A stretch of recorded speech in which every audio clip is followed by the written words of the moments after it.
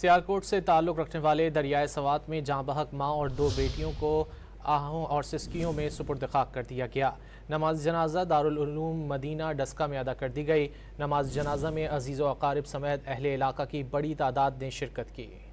سیالکوٹ سے تعلق رکھنے والے دریائے سوات میں جاں بحق ماں اور دو بیٹیوں کو آہوں اور سسکیوں میں سپرد خاک کر دیا گیا۔ نماز جنازہ دارالعلوم مدینہ ڈسکہ میں ادا کر دی گئی۔ نماز جنازہ میں عزیز و اقارب سمیت اہل علاقہ کی بڑی تعداد نے شرکت کی۔ سیالکوٹ سے تعلق رکھنے والے دریائے سوات میں جاں بحق ماں اور دو بیٹیوں کو آہوں اور سسکیوں میں سپرد خاک کر دیا گیا۔ نماز جنازہ دارالعلوم مدینہ ڈسکہ میں ادا کر دی گئی۔ نماز جنازہ میں عزیز و اقارب سمیت اہل علاقہ کی بڑی تعداد نے شرکت کی۔